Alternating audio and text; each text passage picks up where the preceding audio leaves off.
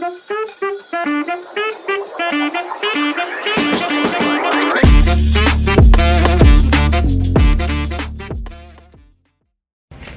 от нас! Ние се намираме в Слънчева Стара Загора и сега къде отиваме? Къща музей на Гео Милев. Да, ще ви снимаме отново от там. И също така, освен че Стара Загора е известна с поетите, както знаете, и с правите си улици, друго много важно е, че има стратегическо, изключително благоприятно местоположение. Защото тя се намира в Горно-Тракийската низина и ние сами разбираме всеки път, като дойдем, и климатът тук е супер благ, супер мек, супер топъл. И когато, например, се чуя с майка ми, тя се намира в другия край на България в Родопите и тя казва: при нас вали, много е студено. Аз си казвам: ние сме още по къс ръкав и то е късно вечерта и ни е супер топло, така че ако сте решили да живеете тук или живеете, знаете много добре, че климата е невероятно приятен.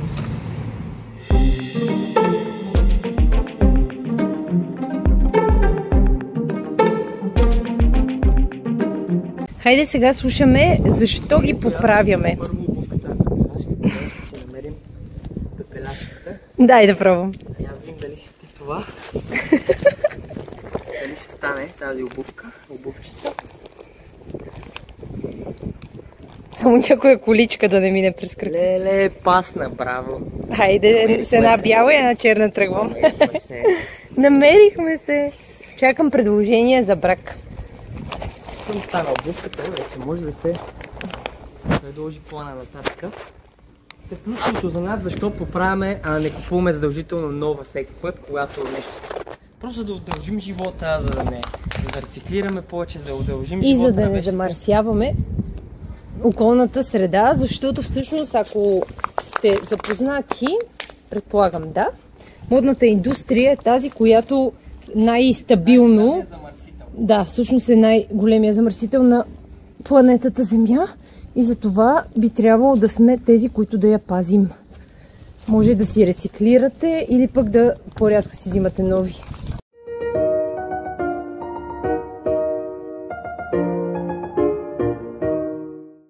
Ето нещо много интересно. Това е начин да чуете цялата информация с баркодове във всяка стая.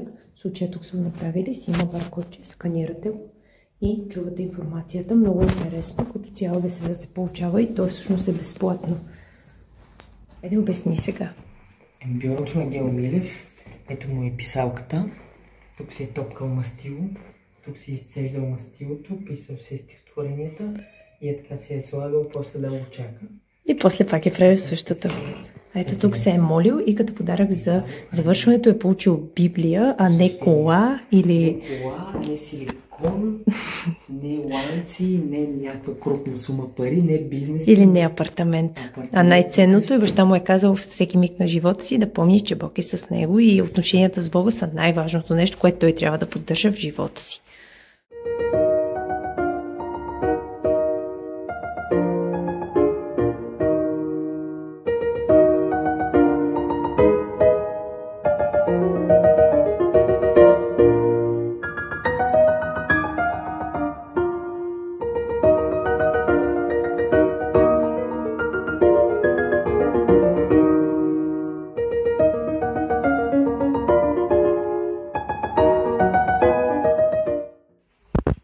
Разглеждаш септември, нали?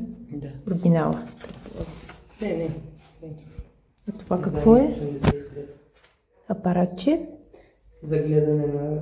картички. Да, 3D. Тоест за 3D. Или? Точно, да. По-специални. Приближаване. Тогавашното 3D. Как изглежда по-приближено? По-детайлно се изглежда. Стереоскоп. Да. Картички в 3 измерения. Ето това не е ли от теснолинейката? Не, гарата на Пловдив. Аха, те само от България ли са? Не. Има Вашингтон DC. Където са живяли сестрите му.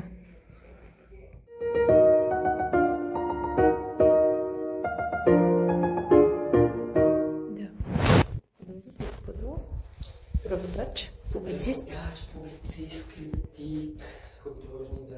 И Везни е първия вестник, който той е издал, мисля, че или е участвал в него. Нали? И какво друго? Че не носи лента, забравя да се сложи гимнастическа лента, който от малък е показал, че той няма да се занимава с спорт, а с съвсем други неща.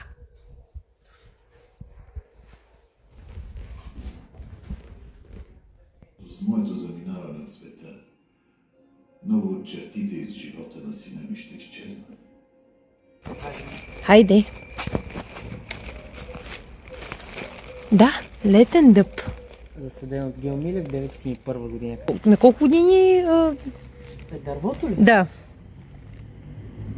124-5 години. Еха!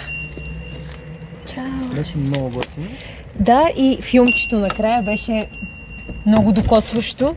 Особено края, че Бог да бъде с тези, които са знаещи на фона на целия мрак, можещи, да. И така.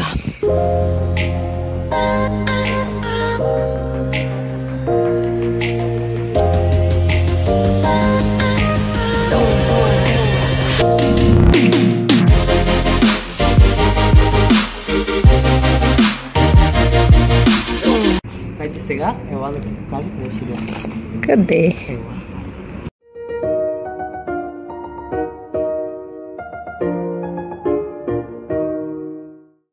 И вече се намираме пред най-изгодните закуски в Стара Загора, поне спрямо нашите виждания на булевард Руски. Кой беше?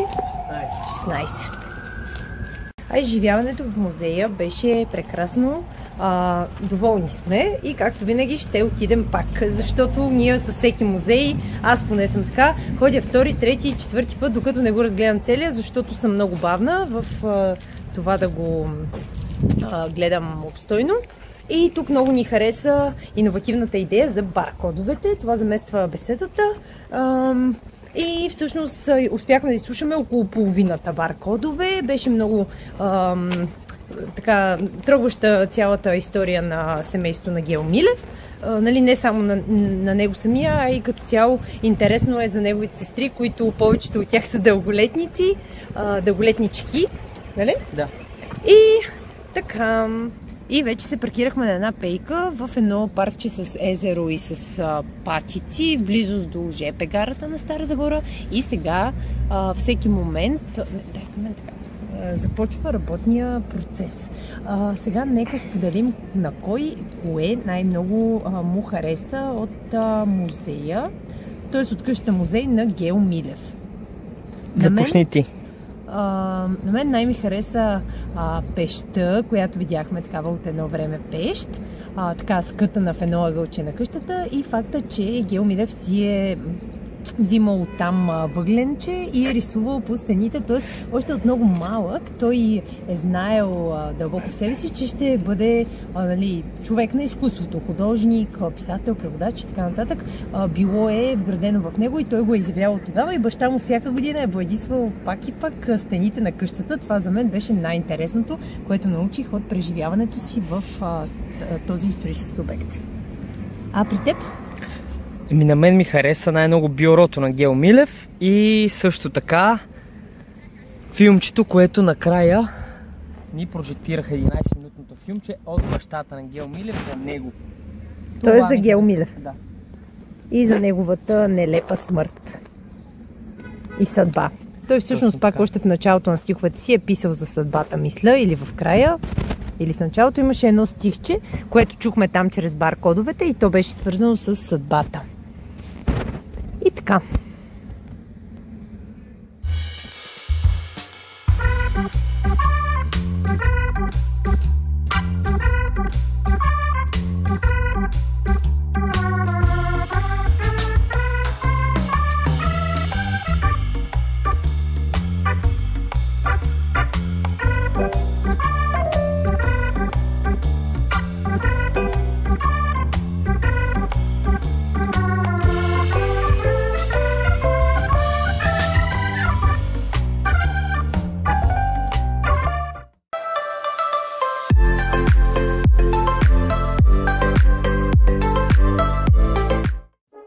Внимание!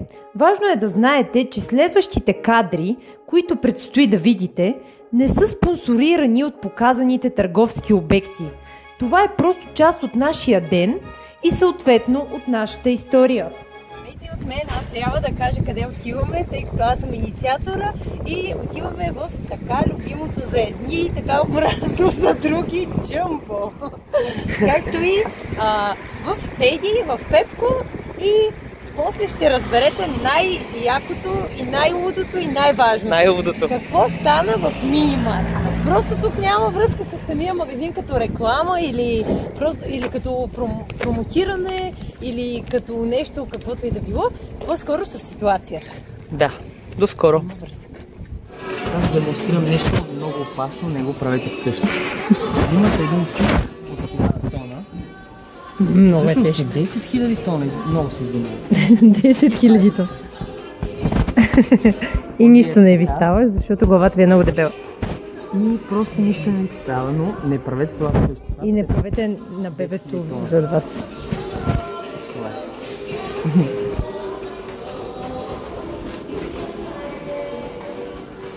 Тегло ли избра? За ерче. Тя събира колкото тази лапичка, ама да си царува. Да. И на каишката? И Защо? на кишката, защото е доберман. Аз мисля за нея ето това. О, Много ще ни отива. Тя е гангстер, добре. Тя има, между другото, е такава игричка. Да, и цялата е размята, играта по-голяма от нея, но тя знае какво да прави с такава игричка. И камък да й дадеш, според мен ще намери начин да го премества. Да. И скала. И скала. Това за Ера. Това е за Ера. Може и е това. Мисля да взема верига, да. Тя точно на такова знаеш и отива. Това обича игричка. Айде, кажи, какво си осъзнал? Първото, което съзнах е, ето виж, няма тук къде да стъпиш, за да се парзаляш. С цел децата да не го правят, тъй като този магазин е пълен с деца. И второто, което съзнах, че цените в Джамбо изобщо не са евтини. Това са китайски джунджури, произведени за гръцка компания, пласирани в България. Така. И за теб не са изгодни. Никак не са изгодни. Аз осъзнах, че мога да пазарувам изгодно в Джамбо, когато писъка и мога да бъда много, много бърза. Да, тогава прекарваме часове безцелно и така.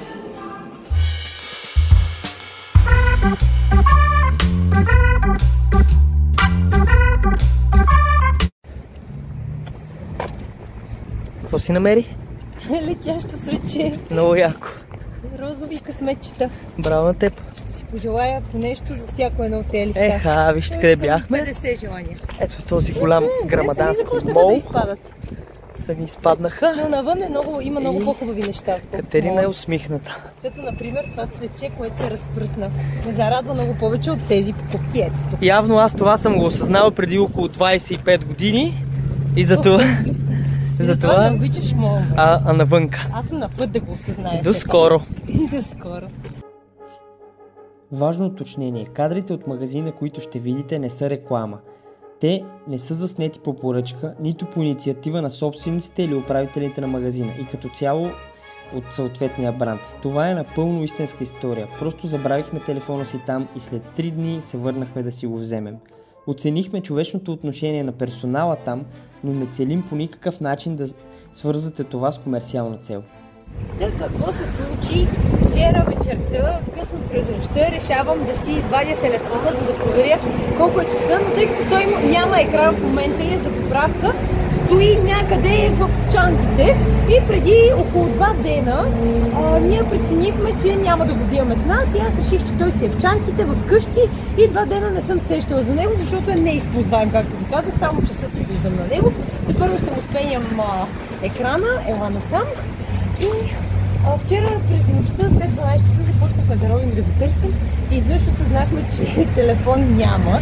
Звъним, не се чува никъде в апартамента и в крайна сметка установихме, че той не е вкъщи и през нощта Иван излезна да го търси, провери по пейките, на които последно имам спомен, че сме били и аз си спомням, че някъде там имах все още телефон и изведнъж се оказа, че не е на самите пейки. Звъняхме на него, звъни странно, никой не отговаря, значи не е и откраднат все пак, който го открадва, си взима картата. И днес сутринта решихме да звъннем пак, защото ако е при някой, който е спал през нощта, сутринта се очакваше да вдигне. И след дълго звънене, може би и около минута, се оказа, вдига една жена и се оказа, че телефонът е в Минимарт и той е бил на хотел тук около 2 дена, е стоял така хубаво и сега ме чака и сега ще си го взема. Това е знак, че трябва да се грижа по-добре за него и да не си го нося в ръката, така че имайте уважение към вещите си, смисъл колкото и към хората, защото ако не ги уважавате, те ви предават в един момент. И аз се осъзнах, че той за това е останал тук, защото аз наистина напоследък не му обръщах качествено внимание и вярно е вещ, но все пак той ми служи за работа, той е нещо ценно за мен и аз трябва да го обичам и да се грижа така за него, както се грижа и за много други неща, например. Така, сега нека видим дали ще си го вземем. Питам да дам и подарък, макар че в тези магазини много често не ги приемат, защото казват, че им е забранено да приемат, но вярвам, че ще ги вземат и аз ще си взема телефона. Успех!